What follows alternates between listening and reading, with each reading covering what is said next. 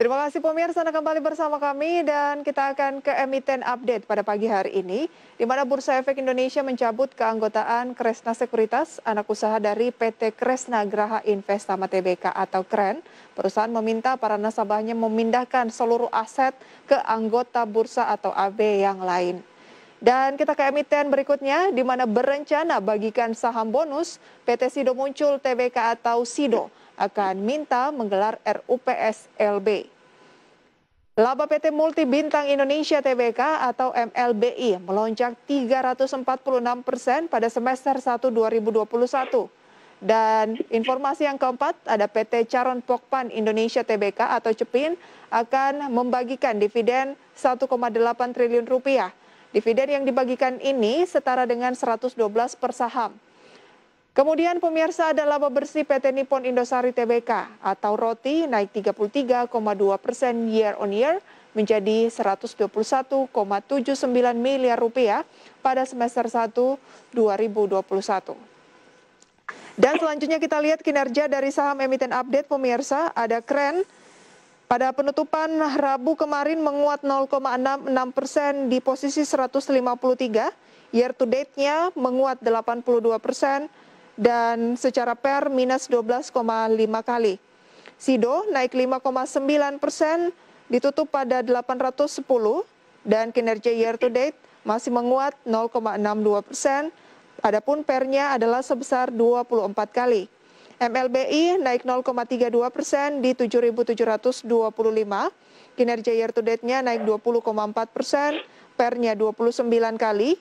Kemudian CEPIN naik 1,2% di 6.325, kinerja year to date minus 3%, pernya 17,8 kali. Dan ROTI ditutup pada hari Rabu naik 0,74% di 1.360. Kinerja year to date stagnan dan pernya 34,5 kali. Kita kembali berbincang bersama dengan Pak Rifan. Pak Rifan, dari emiten update ini, kira-kira yang menarik yang mana nih Pak? Kalau saya tertarik dengan poultry sebenarnya. Poultry, CEPIN ya? Ya. Selain karena faktor akan membagikan dividen, apalagi yang menarik dari emiten satu ini Pak? Oke, jadi kalau kita bicara emiten poultry secara keseluruhan ya, ini kan kita tahu bahwa emiten ini, sektor ini merupakan salah satu sektor yang paling siklik ini. Ya, kayak misalkan pada tahun-tahun 2017-18 sempat meningkat, kemudian 2019-2020 kemudian agak turun lagi, nah 2021 ini naik lagi ya. Nah, hal tersebut sebenarnya dipengaruhi oleh beberapa faktor, kayak misalkan harga bahan baku, misalkan jagung juga mempengaruhi dari dari si sektor poultry ya. Kemudian juga oversupply dari ayam itu sendiri juga mempengaruhi profitabilitas dari sejumlah sektor poultry ya. Tapi saya lihat tahun 2021 ini ceritanya agak berbeda ya, di mana kalau kita bicara misalkan jagung yang sebelumnya kita impor gitu ya, harganya kan akan fluktuatif tuh. Nah, tahun 2017-18 kan kita sudah mulai swasembada, bahkan kita sekarang sudah bisa ekspor. Nah, harga bahan bakunya juga jadi lebih stabil ya.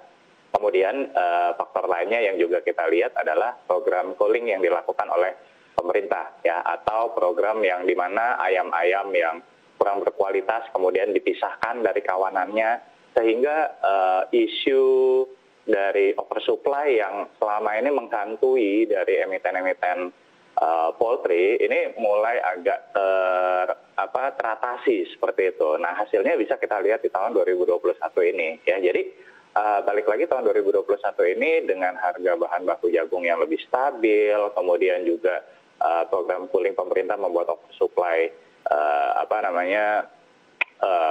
sudah turun ya. Nah, ini bisa membuat perolehan profitabilitas seperti CEPIN itu juga akan lebih stabil ke depannya gitu. Oke, kalau kita lihat ya, pada pagi hari ini di tengah pembukaan market, CEPIN naik lagi 0,79%. Dan saya ingatkan kembali kepada pemerintah, year to date-nya ini memang masih minus, tapi sangat tipis 2,3%. Hampir mungkin hari ini saja mungkin bisa positif ya secara year to date. Nah, CEPIN ini masih bisa di-buy di current price, Pak, di 6375 atau sebaiknya strateginya bagaimana? Oke, jadi kalau di harga sekitar 675 ini kan merefleksikan, ini kalau kita bicara dari sisi pencetakan PE ratio-nya kurang lebih di sekitar 18 kali. Nah, sebenarnya 18 kali ini secara historical ya, ini masih relatif lebih murah. Karena kayak misalkan average di tahun 2020 itu di sekitar 27 kali, kemudian di tahun 2019 sekitar 29 kali. Ya, jadi PI 18-19 kali ini masih relatif lebih murah. Nah, tapi saya lebih menyarankan supaya teman-teman melakukan scaling in, ya. Karena apa? Karena kita kan Jepang juga belum merilis laporan keuangan kuartal 2-nya ya. Nah, jadi kalau misalkan laporan keuangan kuartal 2-nya nanti lebih baik, ya kita bisa punya confidence yang lebih besar bahwa hipotesa kita yang tadi kita bahas itu sudah lebih terbukti, gitu. Oke, kalau di-compare dengan emiten sejenis dengan sektor yang sama, mungkin Malindo Feedmill gitu, ini juga PER-nya kan lebih rendah jauh, bahkan hanya nggak sampai 5 kali. Bagaimana Ya. Tanggapan Bapak? Oke, jadi memang kalau kita bicara sektor poultry kan nggak bisa lepas dari 3 pemain ya, Charon Topan, Java, dan juga Malindo Feedmill. Ya, cuman memang kalau dari sisi pencetakan seperti labanya, ya kemudian juga return on equity-nya, ya pertumbuhannya juga, mungkin Charon Topan ini lebih stabil. Nah, Java dan Malindo Feedmill memang secara valuasi lebih murah, ya. Upside-nya mungkin bisa lebih besar juga, cuman memang dibarengi dengan risiko yang juga lebih besar. Jadi kita perlu lihat dulu, balik lagi laporan keuangan kuartal 2-nya, karena kalau kita lihat kuartal 1 sebenarnya sama baiknya, sama-sama meningkat gitu, kayak Cepin, kemudian Java, ya kemudian Malindo Feedmill, ya itu juga sama-sama jauh lebih baik lah tahun 2021 ini. Tapi saran saya nanti kita coba cek di semester 2-nya. Kalau saya sih sebenarnya lebih prefer ya lihat itu lebih ke Java sebenarnya. Karena memang Java lebih leading ya? Lebih leading, betul. Ya, dari sisi pencetakan labanya juga nggak terlalu jauh berbeda. Ya, kemudian dari sisi infrastrukturnya juga sama kuatnya. Tapi secara valuasi lebih menarik. Harus dilihat dari segi labanya juga, kemudian return on equity secara fundamental, Cepin masih lebih menarik menurut Pak Rifan ya. Oke, jadi karena Cepin tadi Anda katakan saat ini PER-nya kan sudah jauh lebih rendah terdiskon nih dibandingkan dengan sebelum pandemi. Jadi ini masih peluang lebih ke jangka pendek atau menengah Pak Rifan? Balik lagi kalau di Cepin ini lebih ke jangka menengah ya, jangka karena menengah, ya? Betul ya, mungkin kita lihat sampai dengan sisa akhir 2021 ini apakah benar nih yang tadi saya sampaikan ya, apakah jangan-jangan nanti menjelang akhir tahun ternyata oversupply lagi. Nah, ini kan yang perlu kita awasi sama-sama. Baik, jadi harus dilihat juga dari segi supply-nya ya, jangan sampai oversupply yang membuat kinerjanya justru mungkin akan turun ya. Bisa jeblok lagi. Saat ini kan di 6375 nih Pak, mungkin ada target dari Pak Rifan? Kalau untuk poultry kita belum set target, tapi setidaknya ya kalau target yang realistis di kembali let's say misalkan ke 7.000-an gitu seperti awal tahun itu masih cukup realistis sebenarnya. Baik, itu dia untuk Cepin yang juga memuat mengenai emiten update kami pada pagi hari ini, dan ternyata juga poultry masuk dalam 4 sektor yang direkomendasikan oleh Pak Rifan ke depan, coal, CPO, bank, dan juga poultry.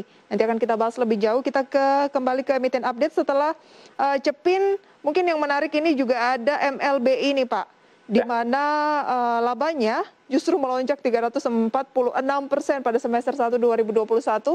Ternyata bukan hanya emiten-emiten rumah sakit, kemudian juga farmasi, tetapi juga MLBI, di mana ini lebih ke minuman ya? Betul. Bagaimana tanggapan untuk MLBI? Ya, jadi ini memang menarik ya, karena gini, kalau kita lihat dari perbandingan year on year, ya jelas pasti akan meningkat, karena kan 2020 MLBI ini kan pasarnya lebih banyak ya dia di domestik, tapi pengkonsumsinya kan kebanyakan wisatawan mancanegara. Ya, di mana pada tahun 2020 misalkan kawasan wisata seperti Bali ditutup, itu udah otomatis lah pasti akan drop. Makanya tahun 2020 kan labanya dari 1,2 T jadi cuma 286 miliar seperti itu ya. Tapi kan sekarang nih ya udah mulai bangkit lagi lah pariwisatanya segala macam. Ya tidak heran kalau misalkan labanya juga meningkat. Tapi kalau yang menarik yang saya lihat ya dari manajemen MLBI sendiri sepertinya memang akan menggenjot bukan hanya minuman beralkoholnya tapi juga minuman non alkoholnya. Nah, jadi minuman non-alkohol ini nih yang bisa menopang kinerja dari MLBI ke depannya. Nah, tapi tadi saya mau kasih gambaran juga, meskipun meningkat 300% lebih ya dibandingkan dengan tahun 2020, tapi sebenarnya kalau dibandingkan dengan tahun sebelum pandemi, which is misalkan seperti tahun 2019, ya sebenarnya pencapaiannya masih setengahnya lah. Masih setengahnya, jadi belum sebaik tahun 2019, seperti itu. Oke, ini saja udah naik 346%, tapi ternyata belum sama seperti sebelum pandemi. Jadi mau pandemi atau nggak pandemi ini tetap kinclong Pak ya. Sekarang udah di level psikologis 8.000, naik 3% lebih. Masih layak dicermati atau berinvest di emiten ini secara middle to long, mengingatkan kita optimis nih pemulihan akan segera terjadi di Indonesia. Ya, balik lagi, mengingat ya sekarang kan kuartal 2 kalau menurut saya laporan keuangannya akan lebih bagus ya. Tapi kalau kita bicara kuartal 3 mungkin akan turun lagi kinerjanya si MLBI ya, karena kan ada pembatasan segala macam juga ya. Jadi itu akan pasti berdampak ya dengan adanya PPKM ini ya. Betul. Baik. Ya memang secara harga menarik ya saat ini ya, dimana kan tahu bulan awal 2019 misalkan itu sempat di 20 ribuan, sekarang di 7 ribuan. Cuman saya rasa akan butuh waktu yang lebih panjang ya. Kalau misalkan teman-teman mau bersabar, let's say misalkan ya 1 tahun, 2 tahun, 3 tahun, still fine. Ya, tapi kalau misalkan buat teman-teman yang time frame investasinya lebih pendek, misalkan di bawah 1 tahun, mungkin bisa pilihan lain dulu. Tampaknya masih banyak yang lebih menarik dengan jangka waktu yang lebih tidak terlalu lama seperti MLBI ya. Kita lanjutkan nanti Pak Rifan, kita harus jeda terlebih dahulu, di mana IHSG hari ini juga menguat pemirsa di pembukaan, balik lagi ke 6.100, usai jeda pariwara berikut ini.